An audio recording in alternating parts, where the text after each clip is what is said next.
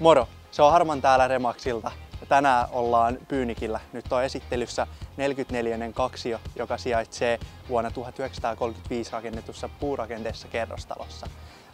Tämähän sijaitsee loistavalla sijainnilla, kun lähellä on Pyynikin tori ja toisella puolella on Pyynikin vehreiset maisemat, metsä. Ja keskustaan pääsee todella helposti. Jos kiinnostuit, ota yhteyttä. Muuten lähdetään katsomaan, miltä asunnossa näyttää.